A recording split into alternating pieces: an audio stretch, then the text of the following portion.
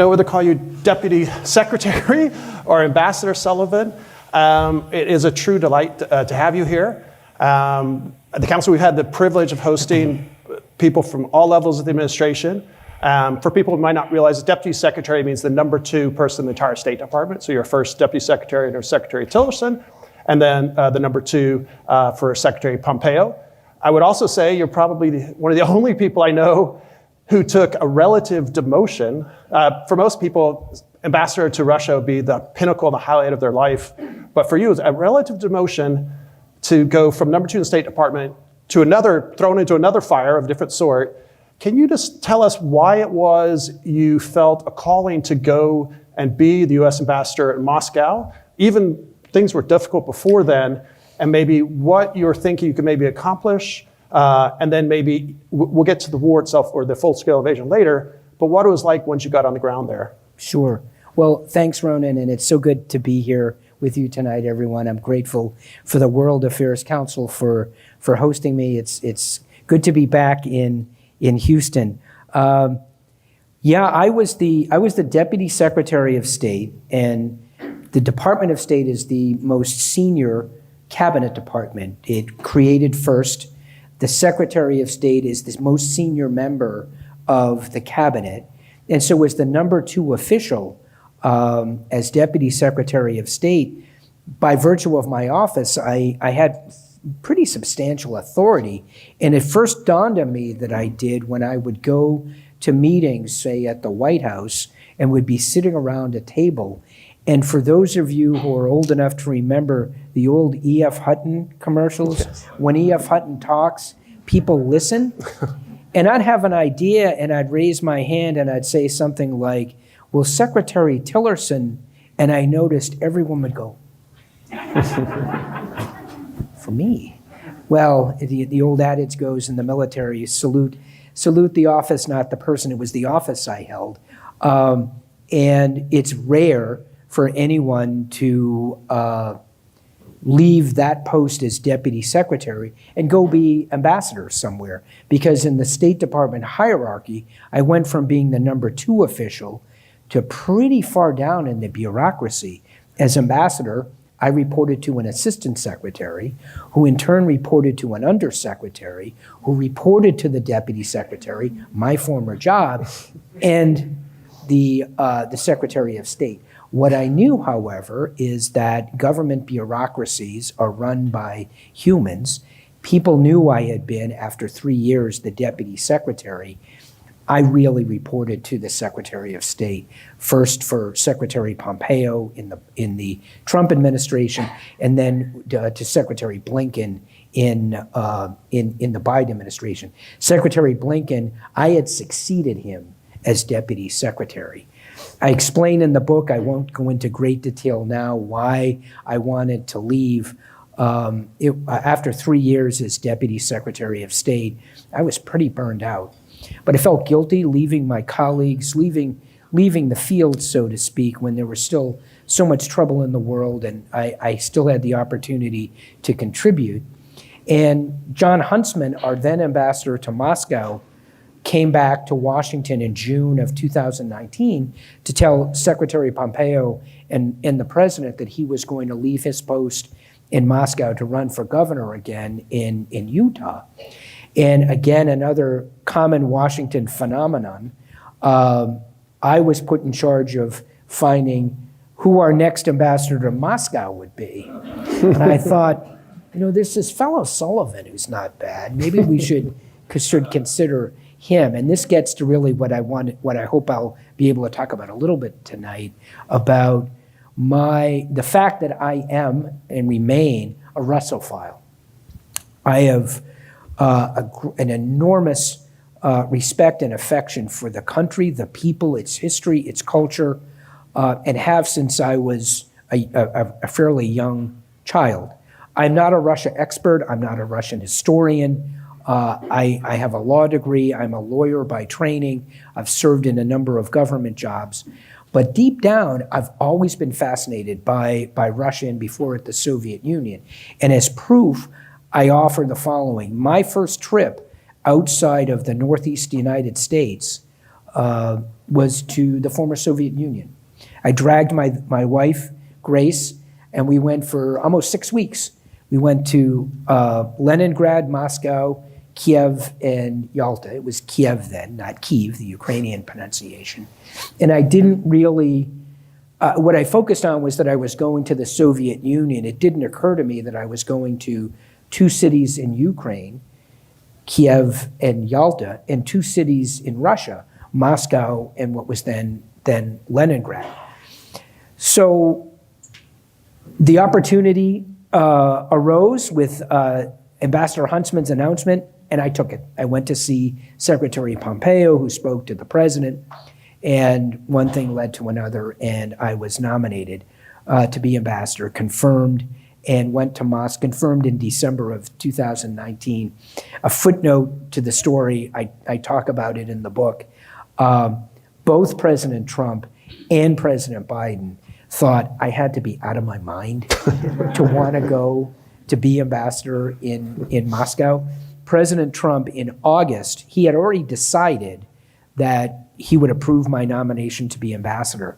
And I ran into him after a meeting at the White House, and he thought that Secretary Pompeo was forcing me out. Because why else, he said, why would anyone want to leave? It's called Mahogany Row on the 7th floor of the State Department. It is. It's better than the offices on the, if you ever saw the TV show Madam Secretary, it's even nicer than that. Why anyone would want, from his perspective, why would anyone want to leave that, this extremely important job, and go to godforsaken Moscow? President Biden basically said the same thing to me. I was home on leave. I'd been sent home by the Russians. I wasn't expelled, but I was encouraged to leave. And I was going to be a deliverable for the summit meeting that Biden was going to have with Putin in June of 2021, June 16th of 2021 in Geneva. So I was home, and I was helping the president prepare for his meeting with Putin. And after the meeting, we were milling about, and President Biden came over to me and said, so how does it feel to be a deliverable for a presidential summit? I said, great, sir. Yes, sir. Looking forward to it. He said, so you're looking forward to going back to Moscow? Yes, sir. And he looked at me and he said, really? And I said, because he thought I was just saluting as a good shoulder. I said, no, sir. I enjoy my job. You do? I did. I say that as an introduction because I went there as a Russophile. I went there as a person who was looking for opportunities, few as they may have been, to improve the relationship between the United States and Russia. I was not looking for trouble. I was not looking to do damage to the relationship between the United States and Russia. I was looking to make an honest effort to try to find those few areas where we could continue to work with the Russian government for the betterment of humankind and for the Russian people and the American people. I failed utterly and completely on virtually every issue I touched, not because of a lack of effort, and I write about this in the book, mostly because of the attitude of the Russian government. The Russian government's attitude was virtually every senior Russian government official I met with, and I had access to all of them, with one exception. The defense minister wouldn't meet with me because then Secretary Mattis, the Secretary of Defense, declined to meet with the Russian ambassador, and as tit for tat, they said, Shoigu won't meet with you, the defense minister, because Mattis wouldn't meet with Ambassador Antonov. But otherwise, I spoke to Putin, I spoke to all the senior Russian government officials, and I write about this in the book and I provide some examples, but I'll summarize it this way. I'd go into a meeting, an introductory meeting, to try to set the tone for my relationship with this minister, with his, and it's almost all of them his ministry, and I cite as an example the energy minister in Minister Novak. And I thought there might be areas where we could cooperate. And I went in, I asked for a meeting, walked into his conference room. He was polite, a little dour, but polite. And he started to give a spiel that sounded like my spiel, which was, boy, U.S. Russia relations are at a low ebb. Things are really bad. It's a post-Cold War low. We've got to stop digging the hole we're in. And I'm nodding my head, yeah, okay, that's right. Boy, we've got to find areas to work together. I'm like, okay, hallelujah, brother. Let's go. What are we're gonna work together, okay. And I'm thinking in my mind, okay, what's the first issue I raise?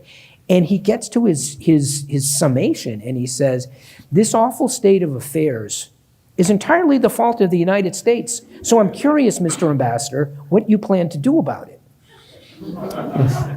Boy, that's, as I remember from the course that my wife and I, when we were engaged, the Catholic Church had us take a marriage prep course. And I believe the expression that was used then was communication blocker. That was a communication. How do you get a conversation back on track when someone says that, right? And that was the attitude of the Russian government. And it was pervasive. We'll fast forward to, and we'll talk about the war in Ukraine. Yeah, and maybe before we get to that, I think you have an incredibly experienced, incredibly knowledgeable, Ambassador, Deputy Secretary 8 right here. It was probably too humble to admit it, but you have probably met with Putin as a senior U.S. Foreign policy leader, either as Deputy Secretary or as Ambassador, more times than almost anybody. You don't get to hear about it that much. What is he like in person? So in the last 10, 12 years, even among my predecessors as former U.S. ambassadors, I've probably met or been in Putin's presence more than anybody, met with him, spoke with him personally as ambassador. And I describe him in the book. In fact, I devote a whole chapter in the book.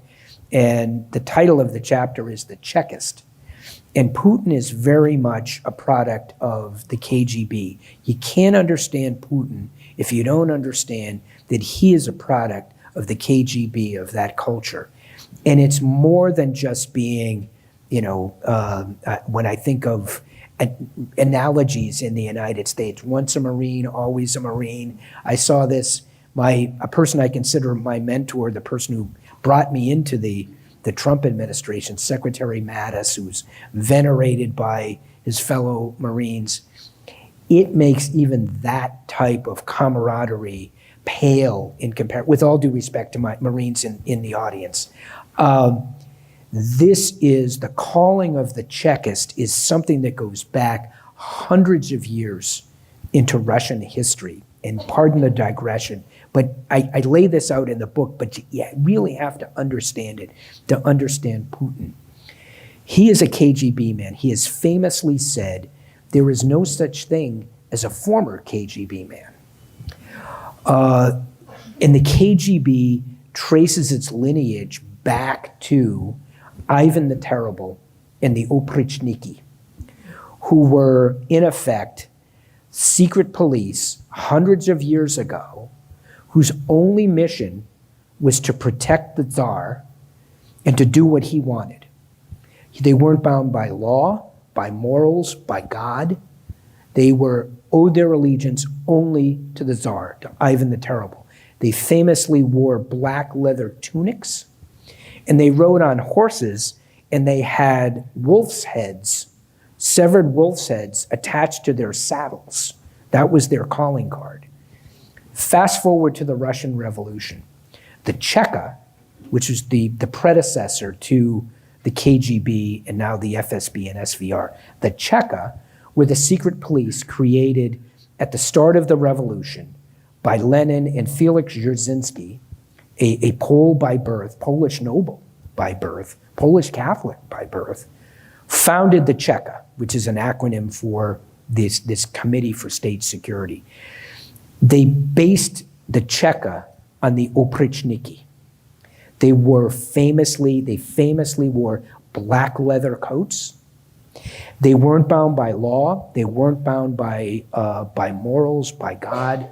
Their duty was to Lenin and the revolution, to protect and promote the revolution.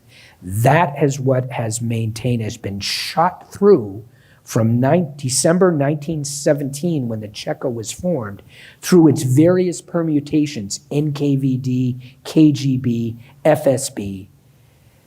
The FSB exists to protect the state, and the state is in the person of Vladimir Putin. They aren't bound by law. They aren't bound by morals, by God. Their only duty is to do the will of the leader. It used to be the Tsar, then it was the chair of the Communist Party. Now it is Putin himself. Putin was the head of the FSB, successor to the KGB. That's the way he looks at the world. They refer to themselves as Chekists. They celebrate, I'm not kidding, they celebrate Cheka Day in December of every year. When Putin was the head of the FSB, he had a statue of Felix Dzerzhinsky on his desk in Lubyanka. That's how he looks at the world, as a Chekist. He's not bound by law, although he likes to say he's a lawyer, claims he's committed to the rule of law. He maintains that he is devoted to the Orthodox Church. Who am I to judge, to paraphrase Pope Francis, but gotta wonder about that. He's devoted to his rule and the rule of the state. And until you understand that, you don't really understand Putin. And what he's about in Ukraine is all about his vision of an imperial Russia, restoring that empire, which was lost, in his view, when the Soviet Union collapsed. He's called it the great catastrophe of the 20th century. And I said to some others earlier this evening, he's not lamenting the demise of communism. He scoffs at communism, at the system. I said there's a Russian expression he uses. If you don't have nostalgia for how we lived under communism, you don't have a heart. But if you want to return to the communist system, you don't have a brain. No, what he laments is the control over this enormous country, the Soviet Union, 350 million people in 15 Soviet republics. When the Soviet Union collapsed, the Russia was cut in half. Its population, its current population is roughly 140 plus million people. And Russia lost key elements of what, in Putin's mind, is the Russian Empire that goes back to Peter the Great. And at the heart of that is Ukraine. This is an imperial endeavor that is at the heart, the core of Putin.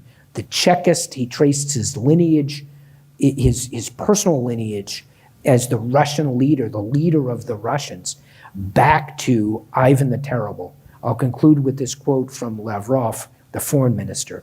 Lavrov has said, Putin, people always want to know, it's like the old Kremlinology back in the day of the Soviet Union, when Brezhnev is on his last legs and is succeeded by Andropov and then Chernenko and Gorbachev, who's up, who's down.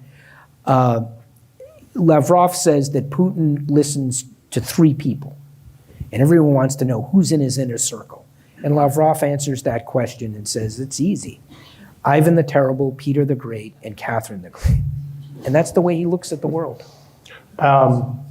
Ambassador, some of us might have heard the term Siloviki, the kind of men of force, strong men. People think about, they might have a military background or backgrounds that are part of Putin's inner circle. But you mentioned the Chekists in particular, those with intelligence backgrounds, the KGB or SVR or successors, SFSB.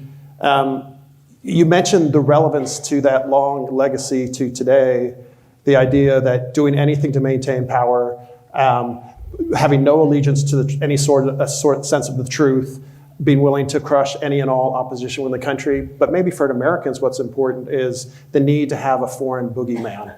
And in the United States, we may not realize what's being fed to the Russians over and over, but we are demonized as the great cause for the stress that the Russians face today. Can you talk about that? Yeah, so one of my predecessors as ambassador from decades ago, George Kennan, famous U.S. diplomat, foreign service officer, wrote a lot, a real Soviet expert, one of the greatest in American history at least, wrote about the need, he's talking about the Soviet Union, and when he's writing, two of his most important works were in the mid-1940s.